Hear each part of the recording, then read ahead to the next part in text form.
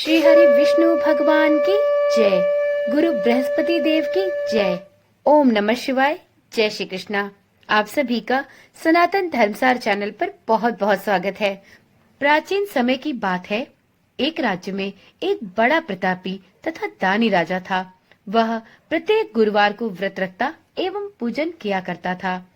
यह सभी बातें उसकी रानी को अच्छी नहीं लगती थी। न वह व्रत करती और न ही किसी को एक पैसा दान में देती।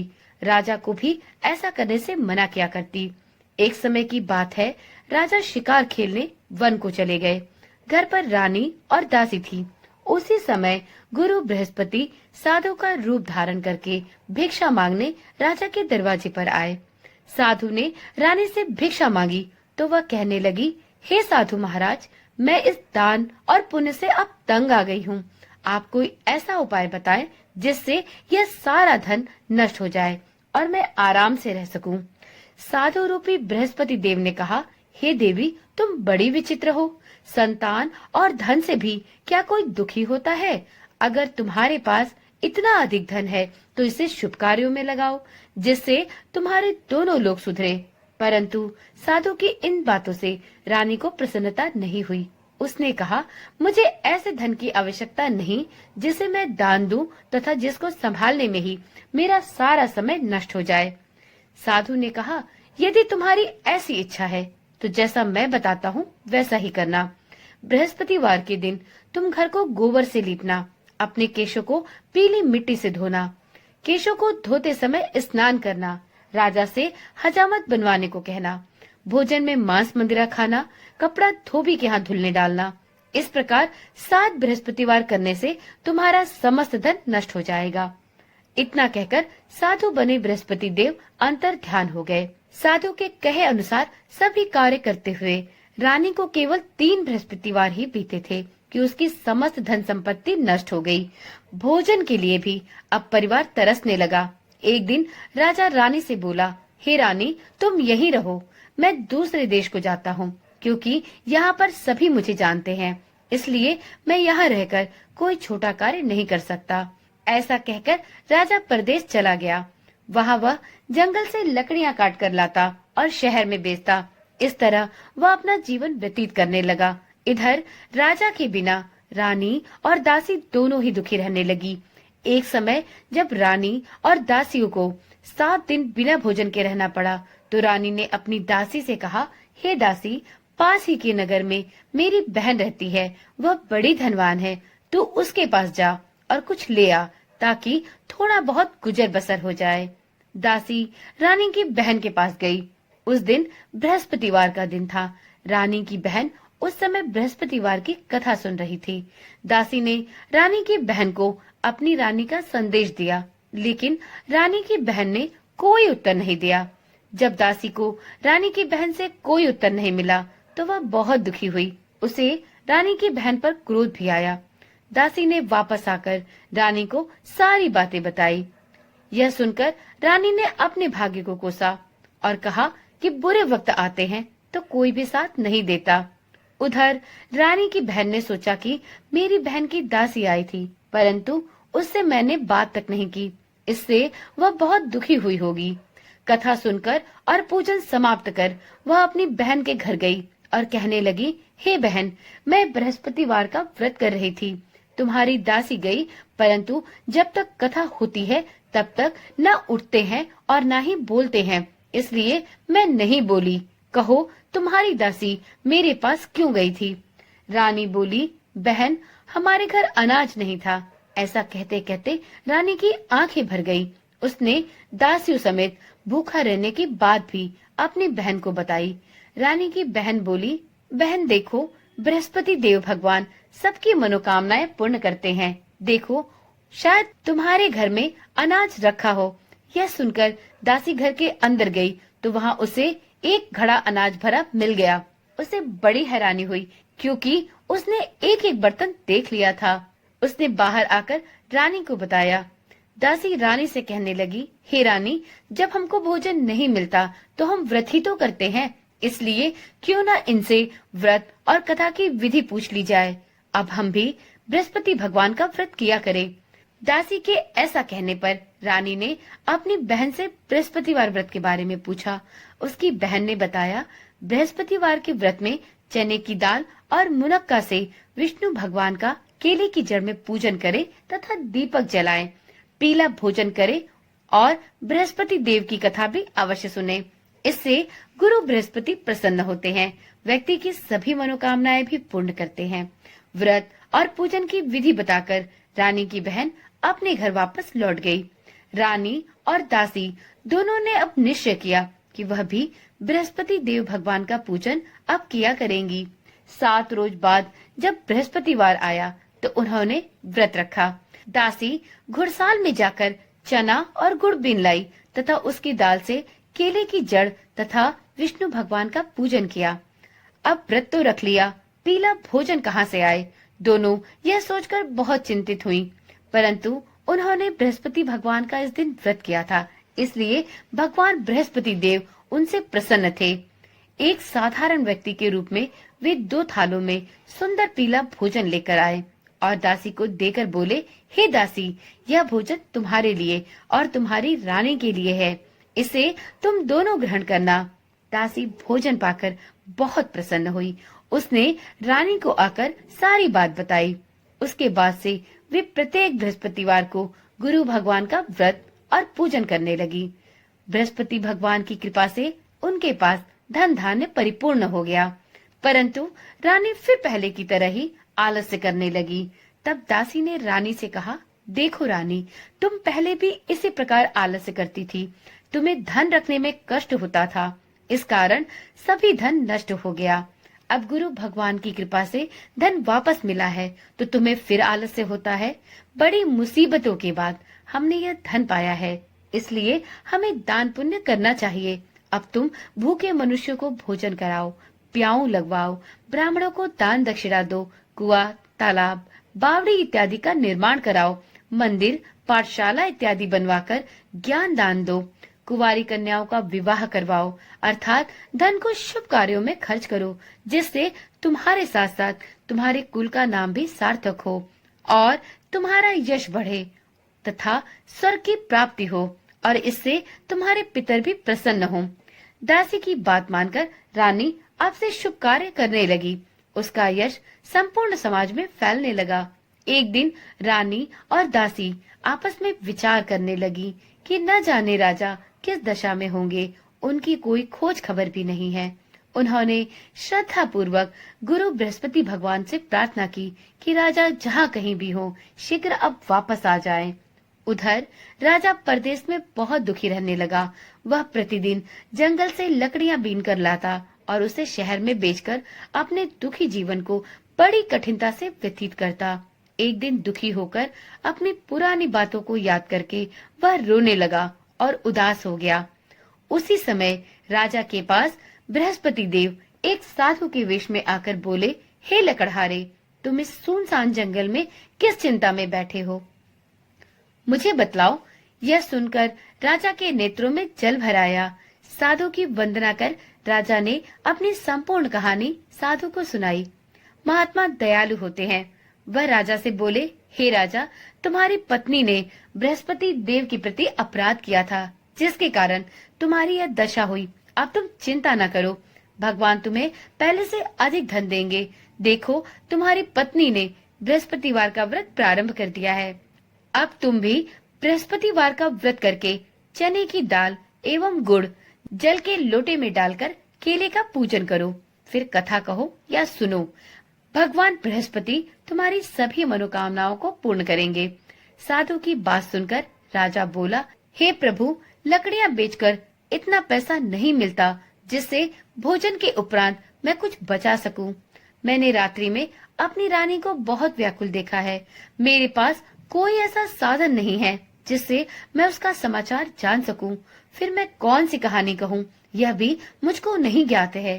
साधु ने कहा, हे राजन, मन में बृहस्पति भगवान के पूजन व्रत का निश्चय करो। वे स्वयं तुम्हारे लिए कोई न कोई मार्ग अवश्य बना देंगे। बृहस्पतिवार के दिन तुम रोजाना की तरह लकड़ियां लेकर शहर में जाना। तुम्हें रोज से दुगना धन मिलेगा, जिससे तुम भली भांति भोजन कर लोगे तथा बृहस्पति देव की पूजा का सामान भी आ जाएगा। जो तुमने बृहस्पतिवार की कहानी के बारे में पूछा है वह इस प्रकार है। प्राचीन काल में एक बहुत ही निर्धन ब्राह्मण था। उसके कोई संतान नहीं थी। वह नित्य पूजा पाठ करता, परंतु उसकी स्त्री न तो स्नान करती और न ही किसी देवी देवता का पूजन करती। इस कारण ब्राह्मण देवता अत्यंत दुखी रहते थे। भगवान की कृपा से ब्राह्मण के यहाँ एक कन्या उत्पन्न हुई। कन्या धीरे धीरे बड़ी होने लगी। वह प्रातःकाल स्नान करके भगवान विष्णु का जप करती, बृहस्पति भगवान का व्रत भी करती, पूजा पाठ समाप्त कर पाठशाला जाती तो अपनी मुट्ठी में जौ भरकर ले जाती और पाठशाला के मार्ग में डालती जाती। लौटते समय वही जौ स्वर्ण के हो जाते तो उनको बीनकर घर ले आती। एक दिन वह बालिका सूप में उन सोने के जौ को फटक कर साफ कर रही थी कि तभी उसकी माँ ने देख लिया और कहा, हे बेटी, सोने के जौ को फटकने के लिए सोने का सूप भी तो होना चाहिए। दूसरे दिन गुरुवार था। कन्या ने व्रत रखा और बृहस्पति देव से सोने का सूप देने की प्रार्थना की। बृहस्पति देव ने उसकी प्रार्थना स्वीकार कर ली। रोजाना की तरह वह कन्या जौ फैलाती हुई पाठशाला चली गई। पाठशाला से लौटकर जब वह जौ बिन रही थी तो बृहस्पति देव की कृपा से उसे सोने का सूप मिला। उसे वह घर ले आई और उससे जौ साफ करने लगी, परंतु उसकी माँ का ढंग वही रहा। एक दिन की बात है, कन्या सोने के सूप में जब जौ साफ कर रही थी, उसी समय उस नगर का राजकुमार वहाँ से निकला। कन्या के रूप और कार्य को देखकर वह उस पर मोहित हो गया। राजमहल में आकर वह भोजन और जल त्याग कर उदास होकर लेट गया। राजा को जब राजकुमार द्वारा अन्न और जल त्यागने का समाचार ज्ञात हुआ तो वह अपने मंत्रियों के साथ अपने पुत्र के पास गया और उससे इसका कारण पूछा। राजकुमार ने राजा को उस लड़की के बारे में बताया। राजा ने कहा, हे पुत्र, तुम उस लड़की का पता लगाओ, मैं उससे तुम्हारा विवाह अवश्य करा दूंगा। राजकुमार ने राजा को उस लड़की के घर का पता बताया। मंत्री उस लड़की के घर गया। मंत्री ने ब्राह्मण के समक्ष राजा की ओर से निवेदन किया और कुछ ही दिनों बाद ब्राह्मण की कन्या का विवाह राजकुमार के साथ संपन्न हो गया। कन्या के घर से जाते ही ब्राह्मण के घर में पहले की ही भांति गरीबी का निवास हो गया। एक दिन दुखी होकर ब्राह्मण महोदय अपनी पुत्री से मिलने गए। बेटी ने पिता की अवस्था को देखा और अपनी माँ का हाल पूछा। ब्राह्मण ने सभी हाल कह सुनाया। कन्या ने बहुत सा धन देकर अपने पिता को विदा कर दिया, लेकिन कुछ दिन बाद फिर वही हाल हो गया। ब्राह्मण फिर अपनी कन्या के यहाँ गया और सभी हाल कहा तो पुत्री बोली, हे पिताजी, आप माताजी को यहाँ लिवा लाओ, मैं उन्हें वह विधि बता दूंगी जिससे गरीबी दूर हो जाए। ब्राह्मण देवता अपनी स्त्री को साथ लेकर अपनी पुत्री के पास राजमहल पहुँचे तो पुत्री अपनी माँ को समझाने लगी, हे माँ, तुम प्रातःकाल स्नान आदि करके विष्णु भगवान का पूजन किया करो, इससे आपकी सभी दरिद्रता दूर हो जाएगी। परंतु उसकी माँ ने उसकी एक भी बात नहीं मानी। वह प्रातःकाल उठकर अपनी पुत्री की बची जूठन को खा लेती थी। एक दिन उसकी पुत्री को बहुत क्रोध आया। उसने अपनी माँ को एक काल कोठरी में बंद कर दिया। प्रातः उसे स्नान आदि करा के पूजा पाठ कराया तो उसकी माँ की बुद्धि ठीक हो गई। इसके बाद वह नियम से पूजा पाठ करने लगी और प्रत्येक बृहस्पतिवार को व्रत रखने लगी। इस व्रत के प्रभाव से ब्राह्मण देवता का परिवार अब धन धान्य से परिपूर्ण हुआ और गुरु बृहस्पति भगवान की कृपा से वह ब्राह्मण दंपति इस लोक का सुख भोग कर स्वर्ग को प्राप्त हुए। इस तरह कहानी कहकर साधु बने देवता वहाँ से अंतर्ध्यान हो गए। धीरे धीरे समय व्यतीत होने पर फिर बृहस्पतिवार का दिन आया। राजा जंगल से लकड़ियां काटकर शहर में बेचने गया। उसे उस दिन और दिनों से अधिक धन मिला। राजा ने चना और गुड़ इत्यादि लाकर बृहस्पतिवार का व्रत किया। उस दिन से उसके सभी क्लेश दूर हुए। परंतु जब अगले गुरुवार का दिन आया तो वह बृहस्पतिवार का व्रत करना भूल गया। इस कारण बृहस्पति भगवान नाराज हो गए। उस दिन उस नगर के राजा ने विशाल यज्ञ का आयोजन किया था तथा अपने समस्त राज्य में यह घोषणा करवा दी थी कि सभी व्यक्ति मेरे यहाँ ही भोजन करने आवे, किसी के घर चूल्हा न जले। इस आज्ञा को जो न मानेगा उसको फांसी की सजा दी जाएगी। राजा की आज्ञा अनुसार राज्य के सभी वासी राजा के भोज में सम्मिलित हुए, लेकिन लकड़हारा कुछ देर से पहुंचा, इसलिए राजा उसको अपने साथ महल में ले गए। जब राजा लकड़हारे को भोजन करा रहे थे तो रानी की दृष्टि उस खूंटी पर पड़ी जिस पर उसका हार लटका हुआ था। उसे हार खूंटी पर लटका दिखाई नहीं दिया। रानी को निश्चय हो गया कि मेरा हार इस लकड़हारे ने ही चुरा लिया है। उसी समय सैनिक बुलवाकर उसको जेल में डलवा दिया गया। लकड़हारा जेल में विचार करने लगा कि न जाने कौन से पूर्व जन्म के कर्म से मुझे यह दुख प्राप्त हुआ है, और जंगल में मिले साधु को याद करने लगा। तत्काल बृहस्पति देव साधु के रूप में प्रकट हो गए और कहने लगे, अरे मूर्ख, तूने बृहस्पति देवता की कथा नहीं की, तूने बृहस्पतिवार का व्रत नहीं किया, इसी कारण तुझे यह दुख प्राप्त हुआ है। अब चिंता न कर, बृहस्पतिवार के दिन जेल खाने के दरवाजे पर तुझे 4 पैसे पड़े मिलेंगे, उनसे तू बृहस्पतिवार की पूजा करना तो तेरे सभी कष्ट दूर हो जाएंगे। अगले बृहस्पतिवार उसे जेल के द्वार पर 4 पैसे मिले। राजा ने पूजा का सामान मंगवाकर कथा कही और व्रत किया। साथ में उस दिन सभी लोगों में प्रसाद बांटा। उसी रात्रि में बृहस्पति देव ने उस नगर के राजा को स्वप्न में कहा, हे राजा, तूने जिसे जेल में बंद किया है उसे कल छोड़ देना, वह निर्दोष है। राजा प्रातः काल उठा और खूंटी पर हार टंगा देखकर लकड़हारे को बुलाकर उससे क्षमा मांगी तथा राजा को योग्य एवं सुंदर वस्त्र आभूषण भेंट कर उसे विदा किया। गुरुदेव की आज्ञा अनुसार राजा अपने नगर को चल दिया। राजा जब नगर के निकट पहुंचा तो उसे बड़ा ही आश्चर्य हुआ। नगर में पहले से अधिक बाग, तालाब और कुएं तथा बहुत सी धर्मशालाएं, मंदिर इत्यादि बने हुए थे। राजा ने पूछा कि यह किसका बाग और धर्मशाला है। तब नगर के सब लोग कहने लगे कि यह सब रानी और दासी द्वारा बनवाए गए हैं। राजा को आश्चर्य हुआ और गुस्सा भी आया कि उसकी अनुपस्थिति में रानी के पास इतना धन कहां से आया होगा। जब रानी ने यह खबर सुनी कि राजा आ रहे हैं तो उसने अपनी दासी से कहा, हे दासी, देख, राजा हमको कितनी बुरी हालत में छोड़ गए थे।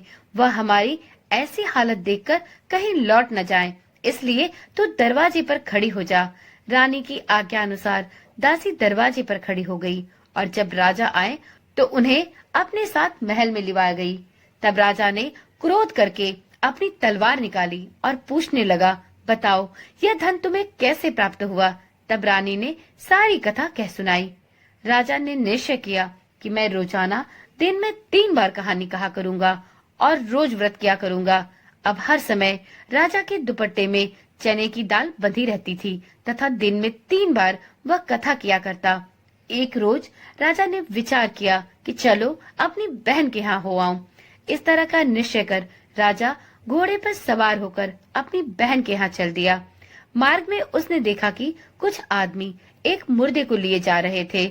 उन्हें रोककर राजा कहने लगा, अरे भाइयों, मेरी बृहस्पतिवार की कथा सुन लो। वह बोले, लो, हमारा तो आदमी मर गया है, इसको अपनी कथा की पड़ी है। परंतु उनमें से कुछ आदमी बोले, अच्छा कहो, हम तुम्हारी कथा भी सुनेंगे। राजा ने दाल निकाली और कथा कहनी प्रारंभ कर दी। जब कथा आधी हुई तो मुर्दा हिलने लगा और जब कथा समाप्त हुई तो राम राम कह के वह मुर्दा खड़ा हो गया। राजा आगे बढ़ा। उसे चलते चलते अब शाम हो गई। आगे मार्ग में उसे एक किसान खेत में हल चलाता मिला। राजा ने उससे भी कथा सुनने का आग्रह किया, लेकिन वह नहीं माना। राजा आगे चल पड़ा। राजा के हटते ही उस किसान का बैल पछाड़ खाकर गिर गया और किसान के पेट में बहुत जोरों का दर्द उठने लगा। उसी समय किसान की माँ रोटी लेकर आई। उसने जब देखा तो अपने पुत्र से सब हाल पूछा। बेटे ने सभी हाल अपनी माँ को कह सुनाया। बुढ़िया दौड़ी दौड़ी उस घुड़सवार के पास पहुंची और उससे बोली, मैं तेरी कथा सुनूंगी, तू अपनी कथा मेरे खेत पर ही चलकर कहना। राजा ने लौटकर बुढ़िया के खेत पर जाकर कथा कही, जिसके सुनते ही बैल खड़े हो गए तथा किसान के पेट का दर्द भी बंद हो गया। राजा अब अपनी बहन के घर पहुंच गया। बहन ने भाई की खूब मेहमानी की।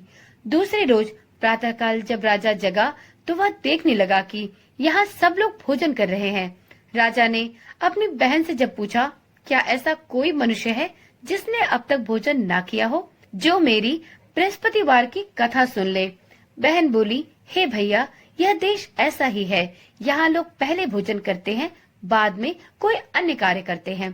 फिर वह एक कुम्हार के घर गई जिसका लड़का बीमार था। उसे मालूम हुआ कि उसके यहाँ 3 दिन से किसी ने भी भोजन नहीं किया है। रानी ने अपने भाई की कथा सुनने के लिए उस कुम्हार से कहा। वह तैयार हो गया। राजा ने जाकर बृहस्पतिवार की कथा उस कुम्हार के घर कही, जिसको सुनकर अब उसका लड़का ठीक हो गया। अब तो राजा की प्रशंसा चारों तरफ होने लगी। एक दिन राजा ने अपनी बहन से कहा, बहन, अब मैं अपने घर जाऊंगा, तुम भी तैयार हो जाओ। राजा की बहन ने अपनी सास से अपने भाई के साथ जाने की आज्ञा मांगी। सास बोली, हाँ चली जा, मगर अपने लड़कों को मत ले जाना, क्योंकि तेरे भाई के कोई संतान नहीं होती। बहन ने अपने भाई से कहा, भैया, मैं तो चलूंगी, मगर कोई बालक नहीं जाएगा। भाई ने कहा, जब बच्चे ही नहीं जाएंगे तो तू जाकर क्या करेगी। अपनी बहन को भी छोड़कर दुखी मन से राजा अपने नगर को लौट आया। राजा ने अपनी रानी से सारी कथा बताई और बिना भोजन किए उदास मन से शैया पर लेट गया। रानी बोली, हे प्रभु, बृहस्पति देव ने हमें सब कुछ दिया है, वह हमें संतान भी अवश्य देंगे। उसी रात बृहस्पति देव ने राजा को स्वप्न में कहा, हे राजन, उठ, सभी सोच त्याग दे, तेरी रानी गर्भवती है। राजा को यह जानकर अत्यंत प्रसन्नता हुई। 9वें महीने रानी के गर्भ से एक सुंदर पुत्र पैदा हुआ। तब राजा बोला, हे रानी, स्त्री बिना भोजन के रह सकती है, परंतु बिना कहे नहीं रह सकती। जब मेरी बहन आए तो तुम उससे कुछ मत कहना। रानी ने हाँ कर दी। जब राजा की बहन ने यह शुभ समाचार सुना तो वह बहुत प्रसन्न हुई और बधाई लेकर अपने भाई के यहाँ आई। रानी ने तब उसे आने का उलाहना दिया और बोली, घोड़ी चढ़ी नहीं आई, गधे चढ़ी आ गई। तो राजा की बहन बोली, भाभी, मैं इस प्रकार ना कहती तो तुम्हारे घर औलाद कैसे होती। भाभी, बृहस्पति भगवान ऐसे ही हैं, वह सभी की मनोकामनाएं पूर्ण करते हैं।